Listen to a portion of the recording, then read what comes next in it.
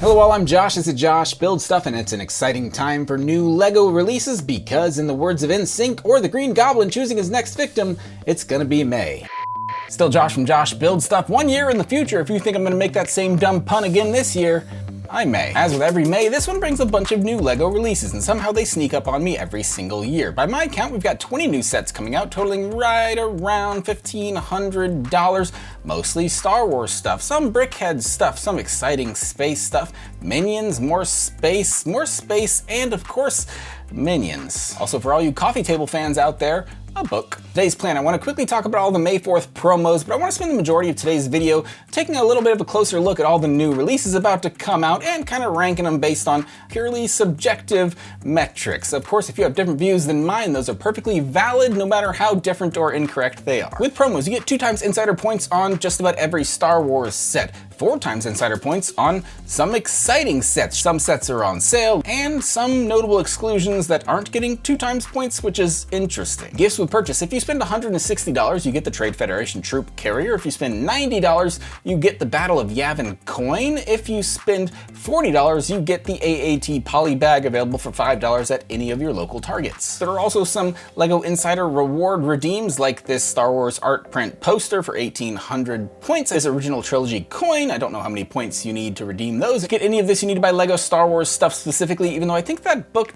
doesn't count towards getting the gift with purchase stuff, but double check me on that. And as much as I don't want to, I would recommend watching Ryan's video on this release day. It actually has a lot of in-depth information in it. Let's figure out what we should buy on May 1st. The Royal We, of course, Your Majesty, Your Highness, the top category. May I?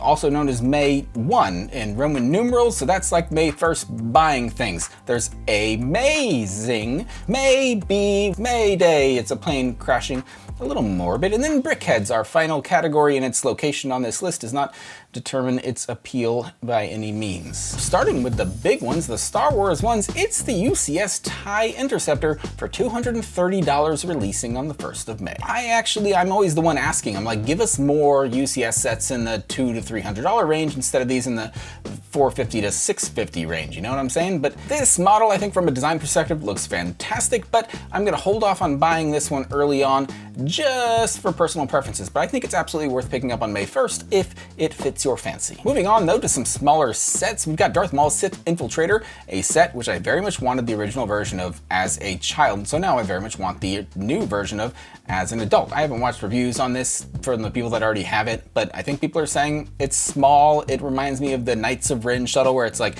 the ship is super tiny and a minifigure can't even sit inside of it, which is laughable, but like, I don't know. For the price point, obviously, you wish it was bigger, but people are probably complaining about Darth Maul. I don't want to spend this video speculating about what other people are complaining about. What are people saying about Darth Maul's pupil? Is there something? I don't know. Qui-Gon's pupil looks pretty good. I don't know if that's a new Anakin figure or not. This set, the Droideka, I actually think looks super great. I think I don't own the LEGO Technic version, but I wanted that one for quite some time. This is not Technic, but it does have like the fold up and roll up abilities.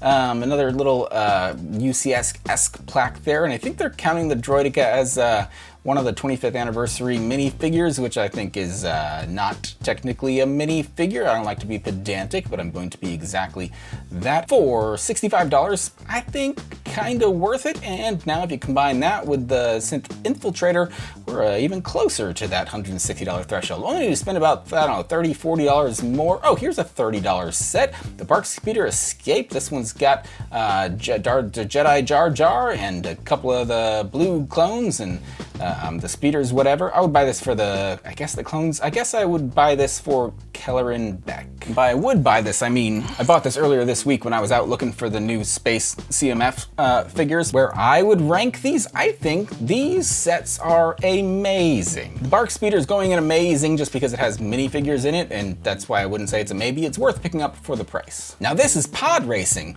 Literally, this is a small diorama depiction of pod racing, and for people who were born in the late 80s when episode 1 came out, in the late 90s when you were just about hitting puberty, this was a great movie to you at that age, and you very much enjoyed the pod racing scene, and you never got the Sebulba pod racer when it came out. originally. You did have the original Anakin pod racer, but you always wanted that Sebulba one, right? And you never got it. And then you heard a rumor that a new pod racing set was coming out, and then you were disappointed because you learned it was a diorama set and not the real thing. And so, I want this set for the aforementioned reasons, but I don't really want this set because I don't want a small, weird, MIDI micro diorama scale version of Sebulba's pod. I want a real, serious version of it. For $80, this is like on par with a bunch of the other dioramas in my opinion, in that I will buy it in 6 months when it's, I don't know, 30% off. If it came with one of the 25th anniversary minifigures, it would go higher on the list, but I think it would go in maybe for myself and probably most Star Wars fans. And speaking of most Star Wars fans, I think most Star Wars fans will probably want to buy these Phantom Menace brickheads, but will feel some hesitation because they are not the characters or minifigures of they're just weird brick-headed depictions of the characters. People were saying Darth Maul, what was it about pupils in Darth Maul? Like, he has pupils here. I think I'm reading the wrong rumors. If you guys have better sources for rumors that I should be looking up, let me know. There's also Clone Commander Cody. He looks fine. I'm looking at a blank screen. There, he loaded. He looks fine. I could have judged him whether or not I saw him, but I would have said he looks fine from a brickhead's, because he's a brickhead, guys. I'm sorry. You can't get mad at me for putting a brickhead in a brickhead category. But if your opinion does differ from mine, I do genuinely respect it, and please do let me know what it is in the comments down below. Just be nice. Speaking of controversy, The Force of Creativity is a coffee table book, and it costs $150. It is a book. Let me just look up Solid Brick Studios video. Look, David got the book. How does he feel about the book? Someone watch his video and let me know. Oh look, it's got some pages in it, as one would expect. Someone tell me what in this book is worth $150, or tell me how much of a Star Wars premium tax we're paying, or tell me that it would look about similarly sized to the Ferrari book that some of us may also own and have displayed on their shelf behind them, but I don't know that there's much in this book right now that's worth buying it for $150, especially if it does not count towards the gifts with purchase. Then it's an absolute no-go early on. That being said, if you have a house and it has a coffee table and there's a large book-sized space in the center of that coffee table, I don't get something to drink and put it there instead. I can't justify this one. So May Day, and I apologize for nothing, unless you're mad at me, and then I apologize immediately. So that's all the Star Wars. I actually think it's a relatively strong May 4th wave. I like that we've got a cheaper UCS set. If you're a fan of episode 1, you're in luck, and I think from a price perspective, LEGO had to bump up the price by giving us that book. Otherwise, you could buy everything for not that much money. If you're running out of space for your LEGO, well, LEGO has you covered by giving you more LEGO space, just not in the way that you would expect. A few more LEGO space sets are coming out with this wave. This one, a 3-pack in one. These are 3 LEGO space sets that are currently available on store shelves. The total of these 3 sets together is like $5 more than if you get them all as one set here. So do with that as you will. Sure, I'd absolutely consider picking this up if I saw it at Walmart on a pretty deep discount. We've got an alien pack, only $15. I think the get in this set is the white space man woman. I don't know that that is available anywhere else. It may be. Oh wait, never mind. I actually happen to have a Lego Spaceman literally on my desk right now, which I never do, but my kids took apart like a space set that was around me. So if that was the reason you were going to buy this set, this is probably a cheapish way to do so currently. I don't know where this thing came from. I'm underwhelmed, and I have pretty low standards, so I can only assume how the rest of you feel. Alien Planet Habitat, also $15. The appeal of this set is that it has these transparent pink leaf pieces, which may or may not be a new. I'd see very little appeal in this set, and it doesn't even have a minifigure. That one goes in May Day, sorry. But better things are to come for the LEGO Space Series in May, and I'm not even teasing the sets coming out at the middle of May, which you can see down here. We are also getting the latest LEGO collectible minifigure series, Series 26, the Space Series. These are the minifigures included. It's what, a 12 figure series. These again are in boxes, not bags, which in this case, could you try again?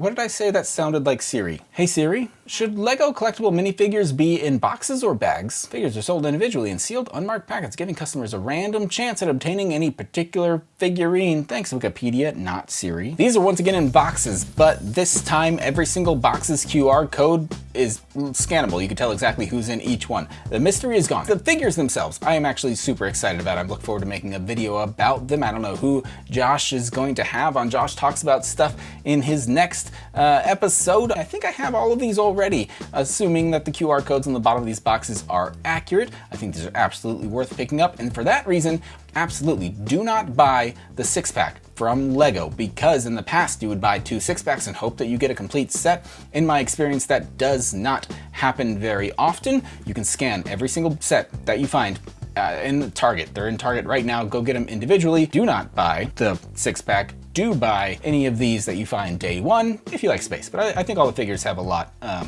going for them. We're getting a Minions series here. I'm not going to spend a lot of time on these. This one has a banana car. Do with that what you will. This is a party bus for $40. Do with that. This is a $100 set. I don't want to say anything negative to Steve or any of the Minions personally. Maybe you want to collect all these weird, large-scale, weird Minion dudes.